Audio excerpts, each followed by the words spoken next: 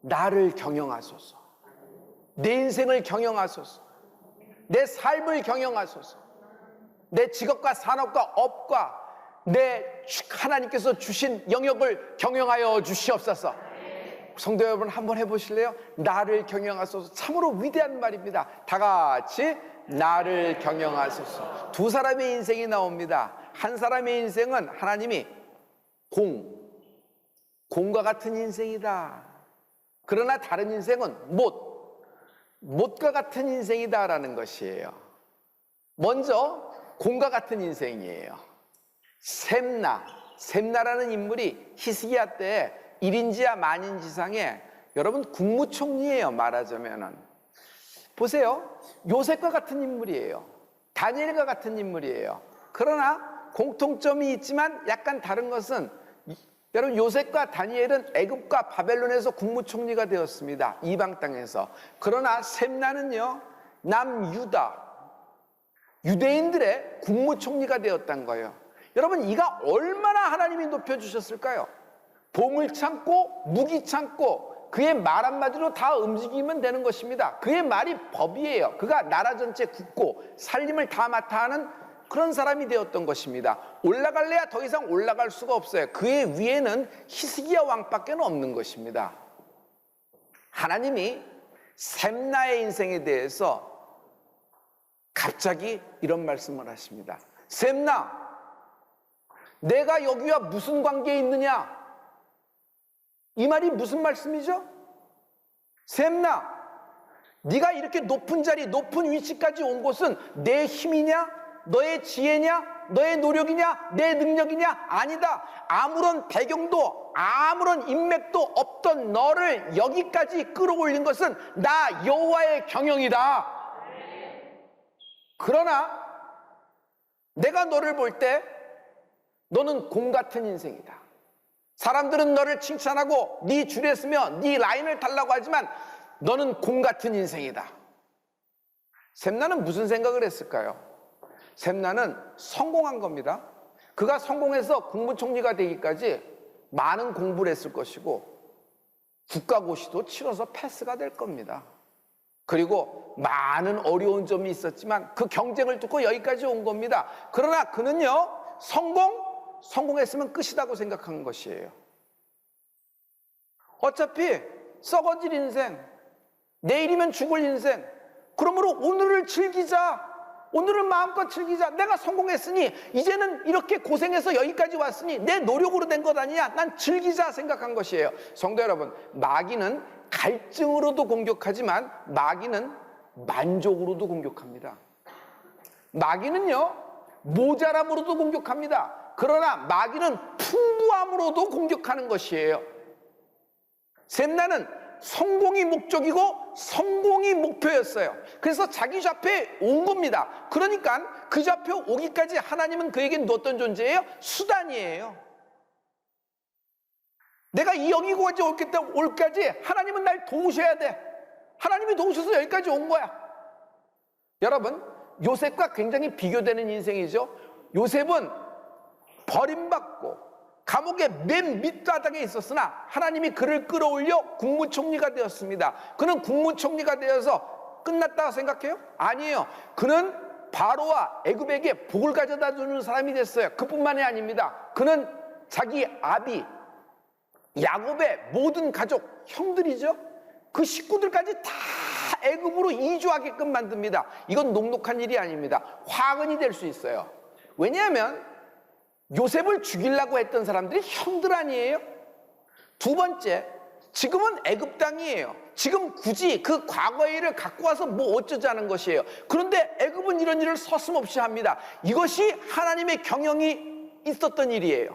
왜냐하면 요셉의 이런 일 뒤에는 하나님의 출애굽이 계획되어 있었고 하나님의 경영으로 형회를 가르고 하나님은 이스라엘 민족을 만들어서 출애굽시키고 약속의 땅에 도달하는 것이 하나님의 목적이었기 때문입니다. 할렐루야. 그러므로 성도 여러분, 성공보다 더 급한 것이 있어요.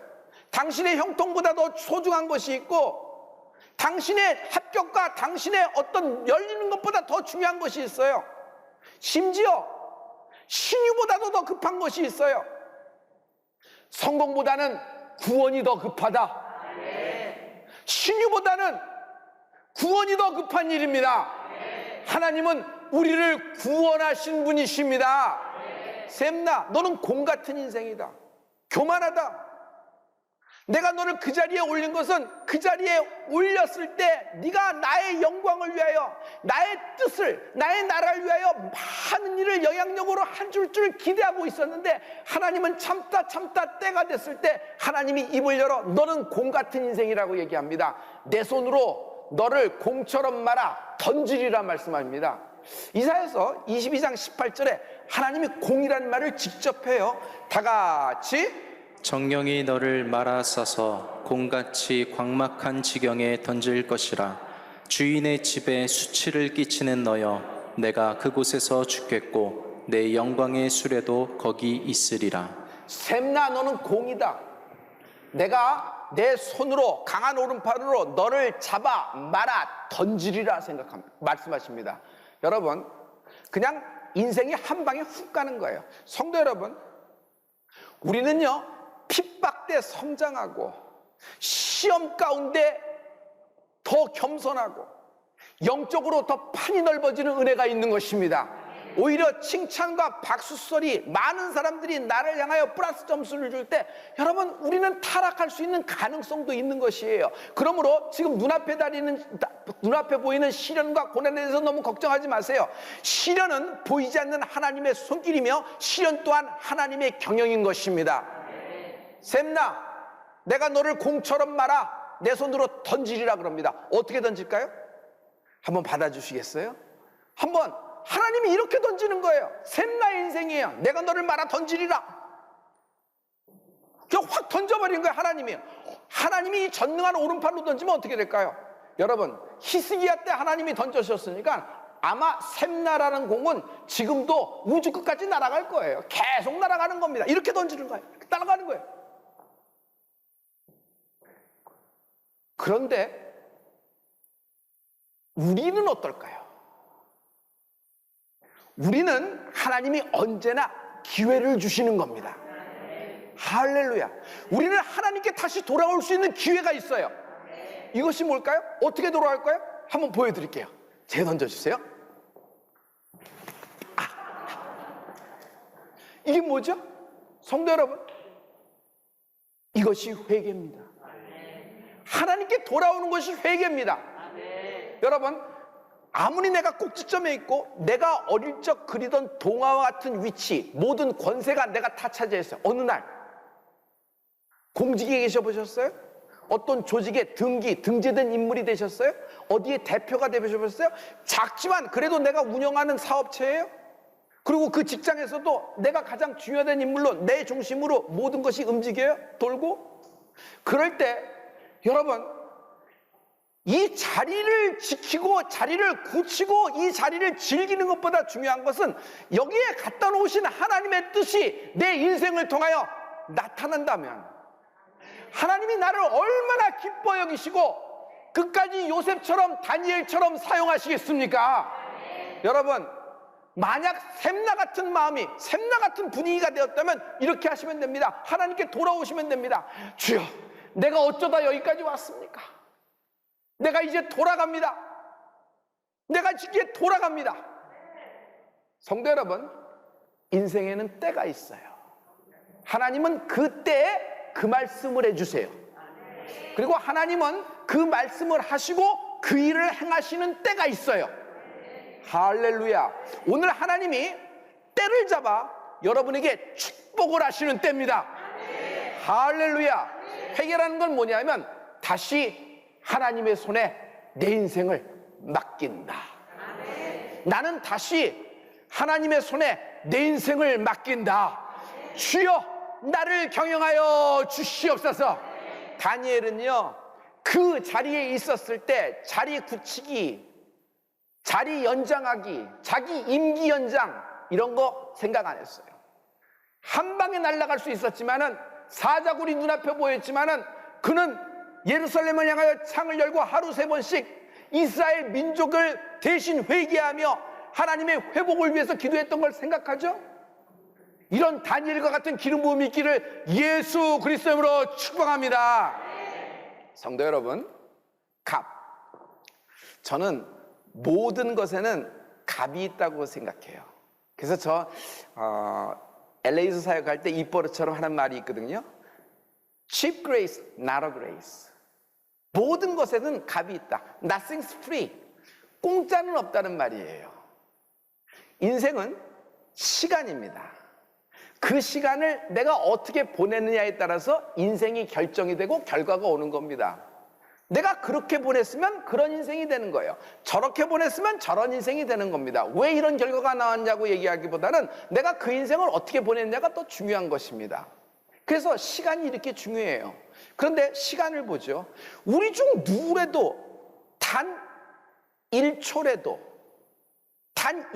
시간을 창조하거나 연장시킬 수 있는 사람이 있어요? 아무도 없어요. 여러분, 시간의 주인은 하나님이십니다. 창조주 하나님이 시간을 창조하신 것이에요.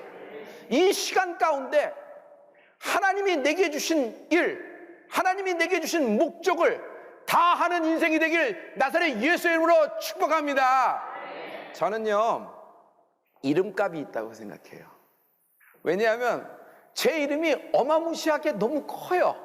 그래서 어릴 적부터 실은 놀림의 대상이어서 이름 바꿔달라고 뭐 땡깡을 쓰고 그런 적도 있었어요. 그런데 차츰 머리가 크면서 외우기도 쉽고 부르기도 쉽고 좋다, 이름이 좋다.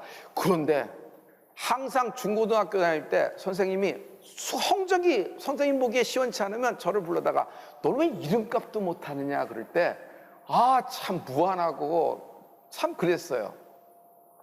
자리값도 있어요. 그 자리에 갔으면은 그 자리에 왔으니까 이제 즐기자. 어차피 내일은 죽을 테니까 오늘 잘 마시고 먹고 즐기자. 아니에요. 그 자리에 갔을 때는 그 자리에 역할을 해야 되는 자리값이라는 것이 있어요. 성도 여러분, 샘나는요 어떤 인생이냐 하면 이름값도 못했어요. 하나님의 유대 민족의 국무총리라는 이름값도 못해요. 자리값도 못해요. 자기 역할을 하나도 못한 것이에요. 성도 여러분, 눈물값도 있습니다. 눈물값 뭐죠? 여러분, 오늘 내가 여기 있기까지 어머니 기도에 눈물값이라는 것이 있는 거 아니에요? 오늘 내가 여기에 있기까지 누군가 나를 위하여 눈물을 흘리며 인내하며 기도해 준 사람이 있는 거 아니에요? 저는 아브라함과 사라처럼 지금 우리 집안에서 처음으로 예수 믿는 사람입니다. 아니에요. 누군가 지구 반대 끝편에서도 누군가 알지 못하는 사람이 날 위해서 기도하며 눈물을 흘렸고, 여러분 중요한 것은 예수님이 눈물을 흘리며 날 위하여 중보하고 계시다는 것입니다. 할렐루야. 그래서 여러분 눈물값이 참 소중한 걸 알아요. 내가 그래도 우리 부모님이 흘렸던 눈물값 그 정도는 하고 살아야 되겠구나. 그런데 성도 여러분, 여기도 소중한 것이 있습니다. 핏값이 있다. 핏값. 내가 오늘 예수 믿고 하나님을 아버지라고 부르게 된 것은, 성령님이 나와 함께 임마누엘에게 된 것은 여러분 거저 얻어진 것이 아니에요. 나는 거저 얻어졌어요. 그러나 예수님이, 하나님이 대가를 지불하신 것입니다. 그 대가가 뭐예요? 하나님이 딱 보고 너는 잘생겼어? 그러니까 넌 이쪽에서. 너는 내 맘에 안 들어, 이쪽에. 너는 왜 태도가 그래? 이렇게. 너는 왜 서 있는 게 그래? 너는 왜 하품을 해? 넌 이쪽으로 가. 하나님이 그냥 그때 임시응변으로 이런 것이 아니에요. 하나님이 나를 자녀 삼으신 것은 그분이 핏값을 대신 지불하셨다. 성도 여러분, 계산해 볼까요? 예수님이 흘리신 보혈 한 방울의 가격이 얼마예요? 주님이 날 위하여 대신 채찍에 맞으셨는데 그 채찍 한 대 가격을 얘기해 보세요. 여러분이 갖고 있는 어떤 재산을 줘야 그 한 방울의 대가가 되며, 여러분이 갖고 있는 어떤 명예와 권세를 드려야지 그 채찍 한 대 가격을 다 갚을 수가 있겠어요? 여러분, 힘으로도 능으로도 내 인생 전부 다 바쳐도 그 핏값을 갚을 수가 없길래, 주여, 내가 오늘도 눈물을 흘리며 아버지, 내 몸을 바쳐, 내 인생을 바쳐 하나님을 따르기를 원합니다. 이런 고백이 있는 신앙인이 되길 축복합니다. 핏값이 나와 무슨 상관이에요? 핏값은요, 핏값이 있기 때문에 나는 절망할 수가 없어요. 나는 여기서 포기할 수가 없어요. 왜냐하면 나를 여기까지 끌고 오신 분이 하나님이시고 하나님이 핏값을 지불하셨기 때문에 그 핏값을 보고 내가 포기할 수가 없는 것이에요. 어머니의 눈물을 알고 계시죠? 어머니가 나 때문에 눈물을 흘렸는데 내가 여기서 그만두고 싶어도, 내가 집어치고 싶어도 내가 할 수가 없어. 왜냐하면 어머니가 날 위해서 눈물을 흘린 걸 내가 아는 거예요. 그래서 어렵지만, 힘들지만, 정말 안 떨어지는 말이지만 한 걸음 더 나가는 그 아들의 마음, 그 딸의 마음이 있잖아요. 여러분, 이 정도가 아니에요. 하나님은 날 위하여 핏값으로 지불하신 것입니다.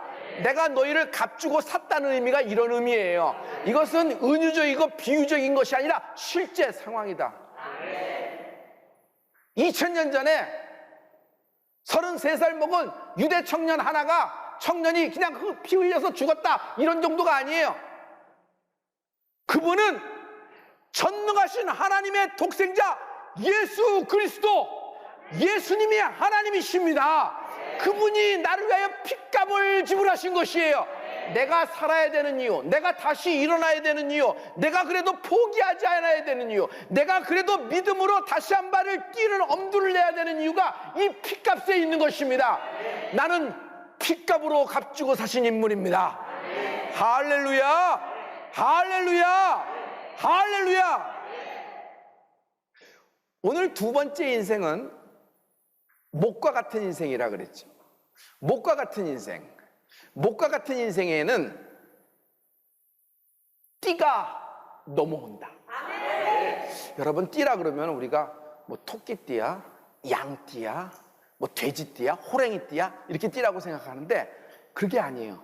띠라는 것은 여기에 차는 벨트, 어떤 지위, 어떤 권세를 상징하는 그 띠를 보더라도 저 사람이 어떤 위치, 어떤 벼슬, 어떤 공직, 어떤 사람이라는 걸 알 수 있는 그런 포지션이란 말이에요. 그 띠예요. 그래서 그 띠는 authority, 권세를 얘기하는데, 성도 여러분, 오늘 하나님의 주시는 축복의 말씀이 선포됩니다. 띠가 넘어온다. 띠가 넘어온다. 원래는 이 띠는 셈나의 띠예요. 셈나는 유대 국무총리가 갖고 있는 띠였어요. 그런데 이 띠가 누구에게 넘어와요? 못 같은 인생, 못질한다 그러죠. 엘리야킴에게 띠가 넘어온다. 받아들일 모든 무슨 가치가 있어서 하나님이 그에게 띠를 넘겨주신 것이 아니에요. 하나님이 일방적으로 엘리야김을 선택을 하시고 그에게 띠를 넘겨주신 것입니다. 여러분, 마찬가지예요. 우리가 구원받을 자격과 준비와 가치가 있어서 받게 된 건 아닙니다. 하나님의 일방적인 선포요, 하나님이 일방적으로 핏값을 주고 나를 사신 것입니다. 할렐루야. 자, 이 띠가 넘어오는 것이에요. 이 띠가 넘어올 때 두 번째, 다윗집의 열쇠가 엘리야킴 너에게 어깨에 두리라 그랬어요. 다윗집의 열쇠가 뭐예요? 여러분, 신약에 마태복음 16장 19절에 있는 말씀이에요. 내가 천국 열쇠를 내게 주노니 네가 무엇이든지 땅에서 매면 하늘에서도 매일 것이요, 무엇인지 땅에서도 풀면, 그 열쇠를 갖고 풀면 하늘에서도 풀리리라 하시니라. 아무에게나 있는 일이 아니에요. 이 천국 열쇠 누구에게 주냐면 주는 그리스도시요 살아계신 하나님의 아드님이십니다. 이런 신앙 고백, 믿음이 있는 자에게 하나님이 다윗의 열쇠를 주시는 것입니다. 엘리야킴, 너는 셈나와 같이 곰과 같은 인생이 아니야. 너는 목과 같은 인생이야. 꽝꽝꽝. 못은요 단단한 곳에 박습니다. 못은 빠져나오지 않도록 망치를 하며 박는 것입니다. 그래서 그 못과 함께 같이 달린 모든 것들, 그것도 못과 함께 영원히 거기 박혀 있는 것이죠. 성도 여러분, 이런 축복이 엘리야김에게 일방적으로 임하는 겁니다. 오늘 엘리야김의 기름 부음이 임할지어다. 오늘 엘리야김의 기름 부음이 임할지어다. 여러분과 나는 목과 같은 인생입니다. 마지막 때 하나님이 우리를 엘리야김처럼 역사하실 줄 믿습니다. 할렐루야. 그러나 엘리야김이 박힌 못과 같은 인생이라고 하더라도 그 못은 녹이 슬 수가 있어요. 녹이 슬면요 빠져나오게 되고 또 나무 자체가 신통치가 않아요. 그러면 그 나무가 삐그덕거리면서 못과 함께 그냥 박살이 나는 겁니다. 우리는요, 못과 같은 인생인데 어디에 박혀야 될까요? 우리는 십자가에 박힌 못과 같은 인생입니다. 기반이 중요해요. 여러분, 내가 어디에 박혔냐, 내가 어디에 서 있느냐, 내가 누구 라인에 있느냐가 굉장히 중요해요. 우리는 여러분 돈에 박힌 인생이 아니에요. 우리는 내 라이센스에 박힌 인생이 아니에요. 성도 여러분, 우리는 내가 갖고 있는 어떤 배경에 박힌 인생이 아니에요. 우리는 눈에 보이지 않지만 십자가, 골고다의 십자가에 박힌 인생이다. 할렐루야! 할렐루야! 십자가에 박힌 인생을 누가 빼겠어요?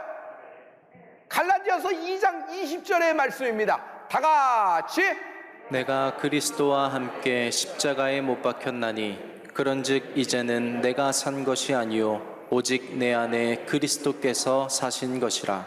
이제부터는 나는 세상에 못 박힌 사람이 아니에요. 세상에 못 박히면은 세상이 흘러가는 대로 나도 떠내려갑니다. 그러나 나는 십자가에 못 박혔습니다. 주님과 함께 죽고 주님과 함께 부활하고 주님과 함께 천국에서 하나님의 나라에서 세세토록 왕노릇하게 되는 하나님의 자녀가 될 줄 믿습니다. 그런즉 이제는 내가 산 것이 아니요 내 안에 계신 그리스도께서 사신 것이라. 주님, 오늘 말씀을 듣는 모든 사람들, 방송을 통하여 듣는 모든 주의 거룩한 백성까지 포함하여 하나님 십자가에 박힌 인생이 되게 하심을 감사합니다. 우리를 통하여 일하실 줄 믿습니다. 하나님이 엘리야김처럼 우리를 사용하실 것입니다. 오늘 띠가 넘어온다. 내게 띠가 넘어온다. 내가의 띠가 넘어온다. 띠, 이 띠가 신약으로 확 넘어갑니다. 신약으로 넘어가면요, 베드로가 이 띠를 받아요. 요한복음의 말씀이거든요. 우리 요한복음에 보면은 다 같이 내가 진실로 진실로 내게 이르노니 젊어서는 내가 스스로 띠띠고 원하는 곳으로 다녔거니와 늙어서는 내 팔을 벌리리니 남이 내게 띠띠우고 원치 아니하는 곳으로 데려가리라. 베드로, 너 마음대로 다니고 너 기분대로 다니고 너 흥대로 다니고 네 인생이니까 네 마음대로 했으나 그렇지 않다. 내가 너를 만난 이유, 네가 원하는 것을 잘해주기 위해서 내가 있는 것이 아니다. 너의 삶의 목적이 나다. 그러므로 이제부터는 내가 너를 띠띠우겠다는 것이에요. 베드로, 너는 이제 두 팔을 벌릴 것이다. 두 팔을 벌리면 어떻게 돼요? 하나님이 나를 띠띠우고 내가 원치 않는 곳으로 하나님이 데려가십니다. 그럼 내가 원치 않는 곳, 내가 가기 싫은 곳으로 간다는 얘기예요? 아니에요. 내가 상상도 못했던 곳, 내가 경험하지도 못했던 것, 내 아버지, 할아버지도 모르는 것, 그런 새로운 세계, 새로운 영역, 새로운 지경이 열리는 은혜가 있을 것입니다. 이 띠가 뭐예요? 성령의 띠예요. 하나님은 성령으로 나를 띠띠우시는 것입니다. 내가 할 일은 오직 한 가지, 두 팔을 벌려 하나님의 띠가 들어오는 축복이 있을지어다. 할렐루야. 곰과 같은 인생, 목과 같은 인생이었어요. 셈나와 엘리야김. 우리는 엘리야김을 사모합니다.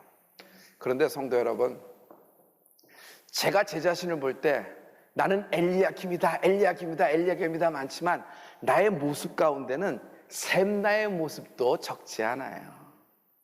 남이 안 볼 때, 특히 나 혼자 있을 때, 또는 박수 소리가 많이 들릴 때 셈나가 내 인생 전체를 확 장악하는 경우가 더 많아요.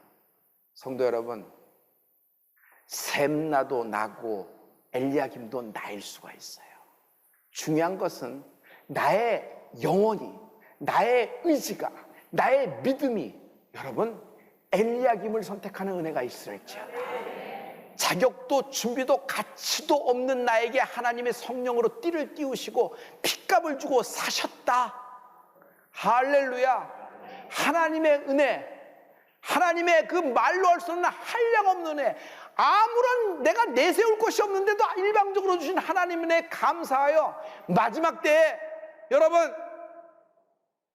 세계 열방을 위하여, 대한민국을 위하여, 다음 세대를 위하여 하나님의 뜻대로 크게 쓰임받는 인생이 되는 축복이 있을지어다. 할렐루야! 할렐루야! 띠가 넘어온다.